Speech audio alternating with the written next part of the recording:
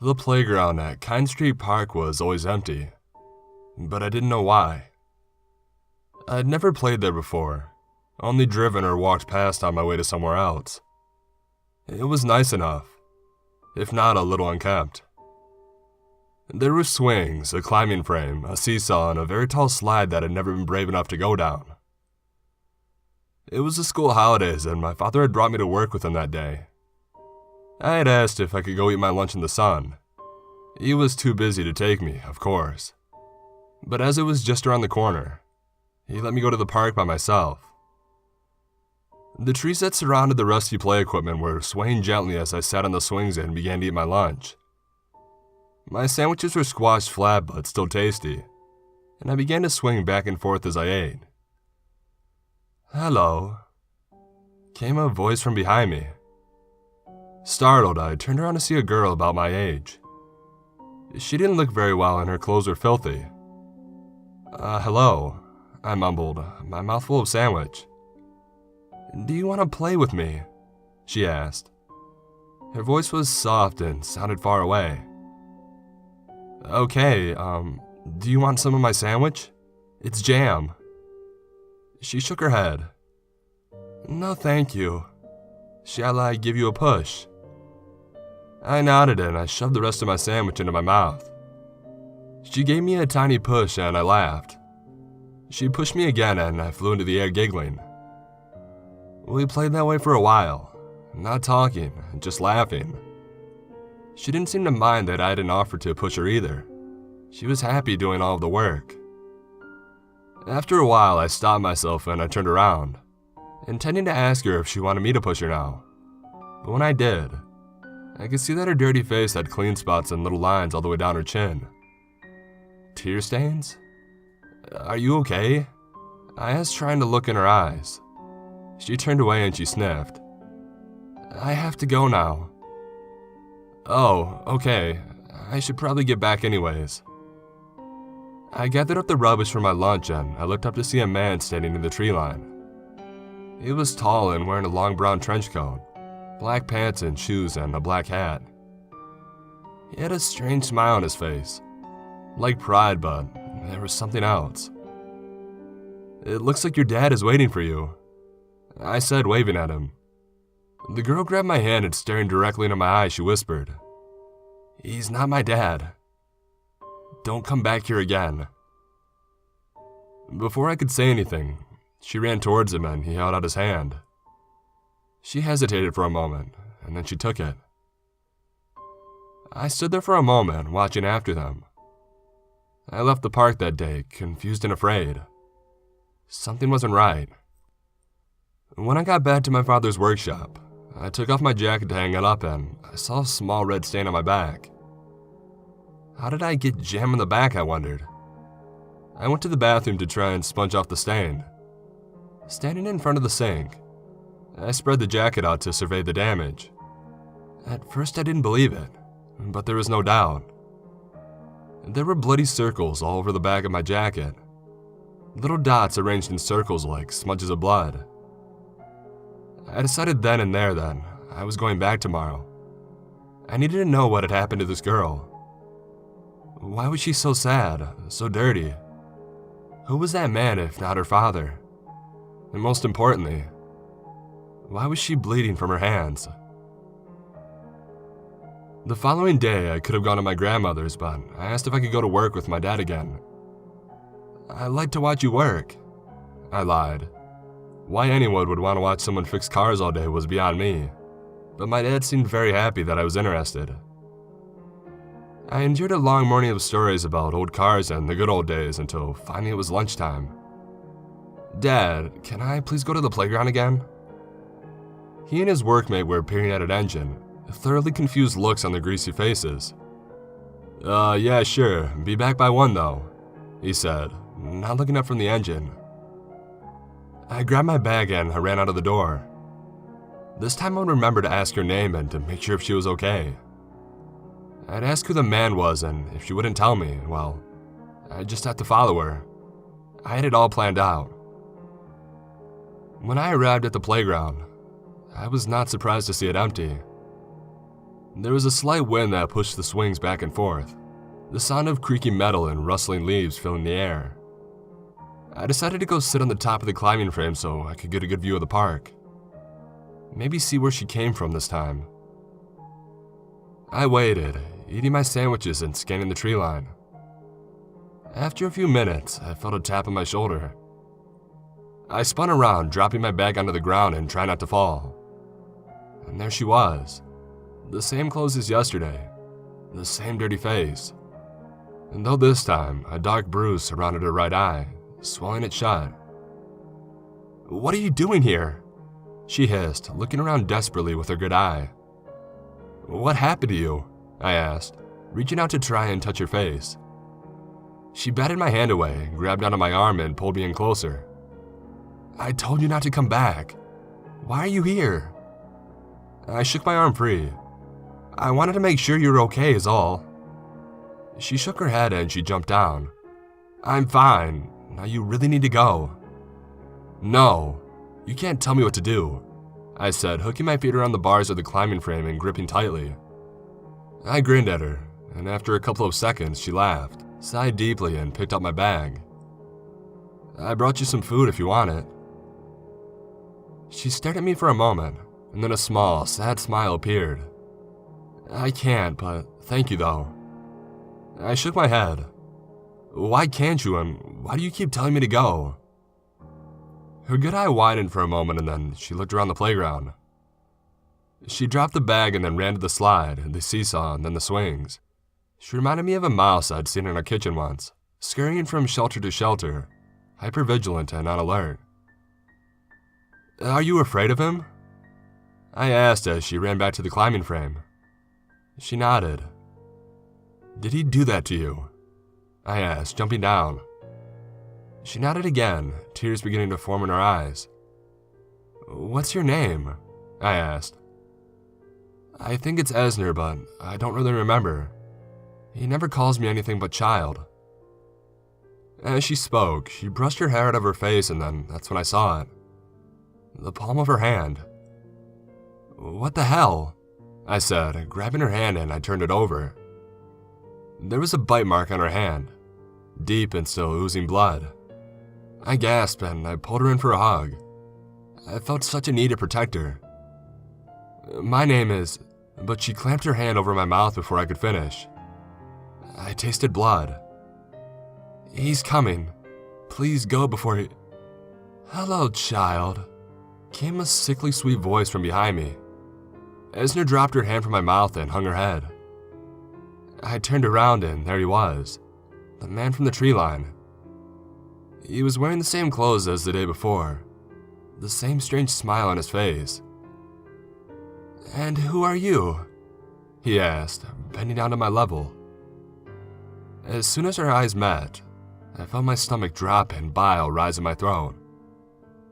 I felt a bit dizzy as I tried to find the bravery to say what I wanted to say. "None of your business." He let out a strange, low, rumbling wheeze that ended with a squeak. I think he was laughing. "That's no way to talk to your elders," he said as he reached out a hand towards Esner. Not looking up from the ground, she took his hand and he pulled her close to him. She winced and the tears in her eyes began to flow freely. "Child, who is this?" he asked, yanking on Esner's arms. She breathed in quickly through her teeth in pain. "I don't know." The man did not seem pleased with her answer.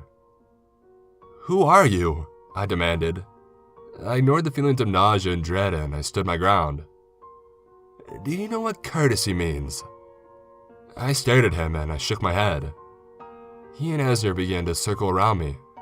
Esner seemed to be getting paler and paler by the moment. "It means the showing of politeness in one's attitude and behavior towards others. You did not give me your name when I asked you very sweetly. So, why should I tell you my name if you couldn't show me the same courtesy?" I sighed and I rolled my eyes. "It's Jessa," I spat. "Now, who are you?" He let go of Esner's hand and she dropped to the ground, pulling her hand close to her chest. I ran to her and I held her around the shoulders, never taking my eyes off the man. He smiled again, removed his head, and he bowed to me. "Why, I am Mr. Schrei. A pleasure to meet you."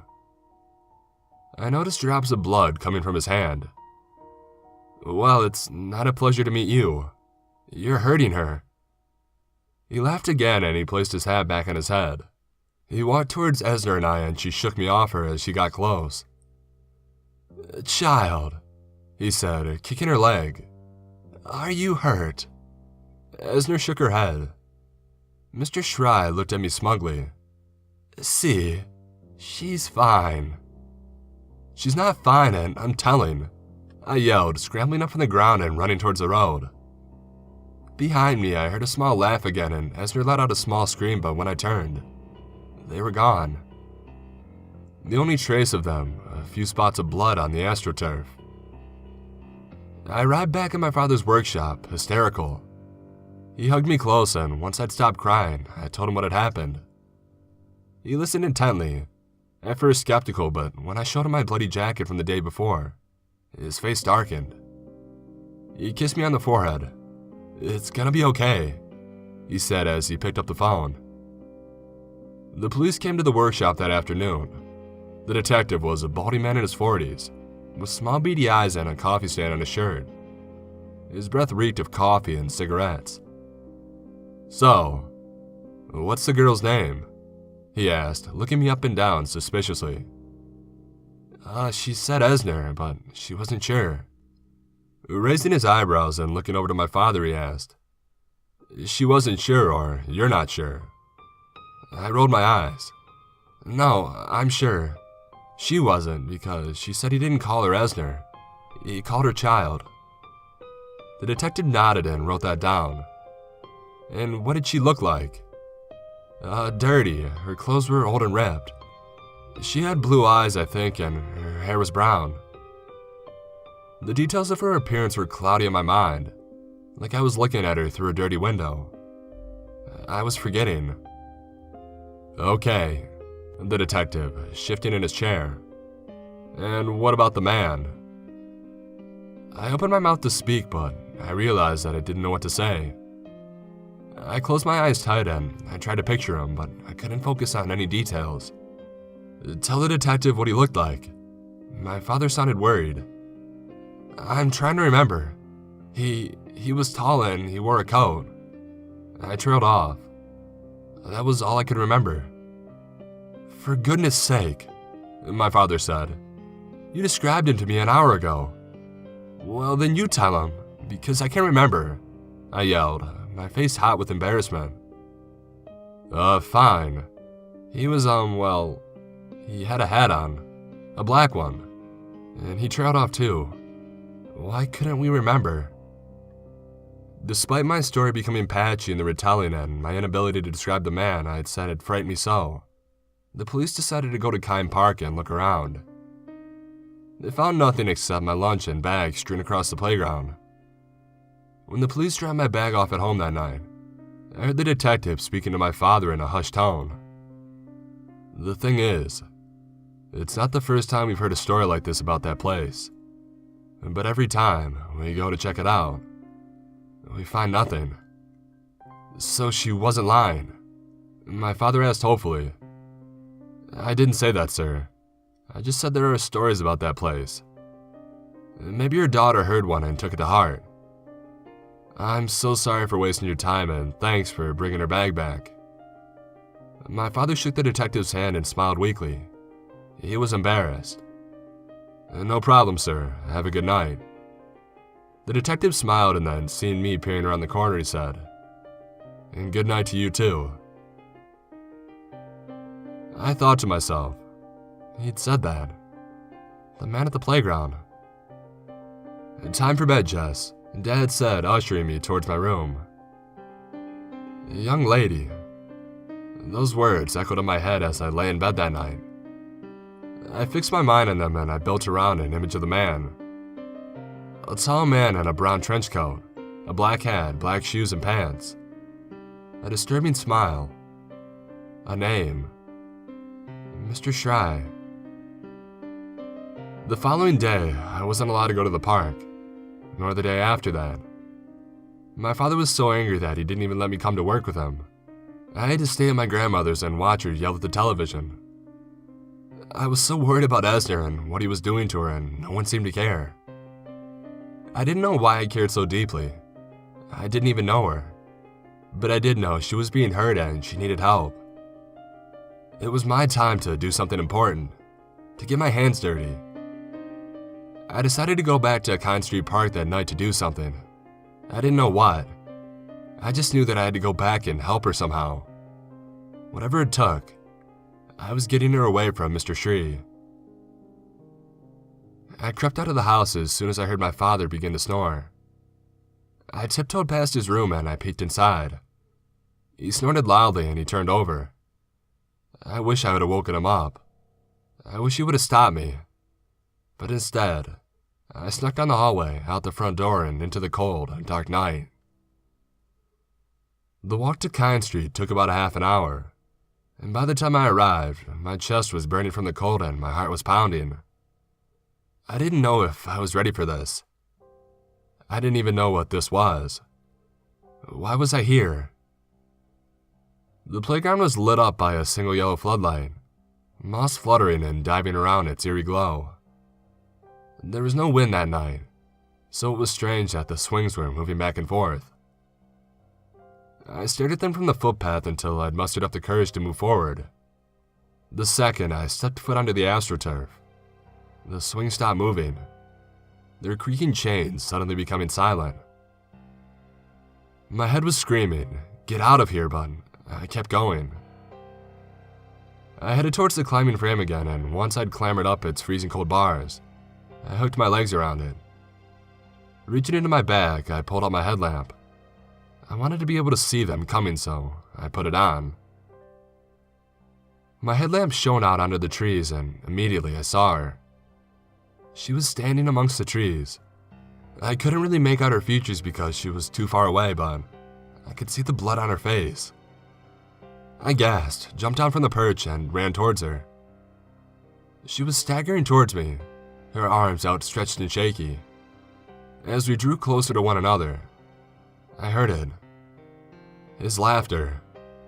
It was quiet at first, but the closer I got to the trees, the louder it became. Esner collapsed onto the AstroTurf near the slide, and I ran towards her. She was covered in blood, and there were bite marks all over her face, arms, and everywhere that I could see. "Can you walk?" I asked, trying desperately to pull her to her feet. She shook her head. "I'm so sorry," she croaked. Confused, I tried again to pull her up. "Don't be sorry, just get up. We have to get out of here." Again, she shook her head and I peered over my shoulder. "I'm dying. Just go. Don't tell anyone. Just run and don't look back." "Esner, no. I have to save you. Get you away from him. Just stand up, please." I was crying now, and the sound of his laughter seemed to pierce me from all directions. Esner wasn't moving at all. In fact, she was barely breathing. She looked like she was about to say something when, all of a sudden, Mr. Shree appeared behind her. "Hello. I'm so pleased to see you again. Do you want to know a secret?" He spoke softly and stared directly into my eyes. I fell backwards and shot as he extended his removed head and bowed to me once again. His horrible laughter was so loud I had to cover my ears. There was a terrible low crackling to it, and a squeaking that made my eyes water. He stepped over Esner and began walking towards me, that terrible smile on his face. "I have hands that scream," he whispered before breaking out into that terrible laughter. And then I saw. He wasn't laughing. His palms weren't palms at all, but little mouths, full of sharp, blood-soaked teeth, shrieking with laughter and malice. I screamed and began crawling backwards. Esner was moaning and trying to crawl towards Mr. Shree. His hands let out a strange sort of screech and he turned towards her. I reached into my bag and I pulled out the only weapon I had, my father's nail gun. "Child, you're done. You've nothing left. Here, let me help you." His arms seemed to grow to twice their length as they clamped down on Esner's shoulders, sending jets of blood out from under his palms and causing Esner to cry out in pain. She was wonderful while she lasted, but she could only give so much, he said as his arms began to pulsate, draining the blood from Esner's writhing body. I only take what I need, you see, but I need so much. His voice was so calm in the midst of this chaos. Put her down, I screamed, holding the nail gun out in front of me. He laughed, this time with his real mouth as his hands were too busy draining the life out of Esner. Oh, this is delightful. Please shoot. It's been so long since I've felt pain. I'd like to try it. My hands were shaking and I felt vomit rise in my throat. Swallowing hard, I pulled the trigger. The nail hit him in his left shoulder and his left hand let go of Esner and screamed. I looked around hoping to see lights turning on at all the houses surrounding the park, but there was nothing. The streetlights, the houses, the stars. Everything was gone. The park seemed to be floating in a void. That was unpleasant but exhilarating, said Mr. Shri as he pulled the nail from his shoulder. I think it's time we finish this. He pulled Esner close to him and into an embrace. He stroked her hair and he said, Thank you, child. You've done very well bringing her to me. You can sleep now. With those words, he plunged his hand into Esner's chest and he squeezed. Esner's eyes met mine and I heard her whisper, I'm sorry. I tried to warn you. Blood poured from her mouth and onto the astroturf as her eyes closed. Mr. Shri laid her gently onto the ground and kissed her forehead, and then he turned towards me. I had to run, but there was nowhere to go. He reached out to me, his arm extending slowly. I didn't bother running. He would catch me anyways. As his hands closed around my shoulders and his teeth sank into my flesh, I thought about my father. I thought about his face and I tried. I tried so hard to hold on to that image. I even thought back to his god-awful snoring, trying to find something that would stick in my head. But it all drained away and then I was gone. I had disappeared into nothingness. There, said Mr. Shri, gently lowering me back to the ground. That wasn't so bad, was it? I shook my head. The sun is coming up. Come, child, he said sweetly, extending his hand to me. I wanted to protest, to tell him to call me by my name, but it was all lost to me already. I took his hand and his teeth sank into my palm. It hurt, but I did not struggle. That's right. Good child. You belong to me now. We walked hand in hand into the trees.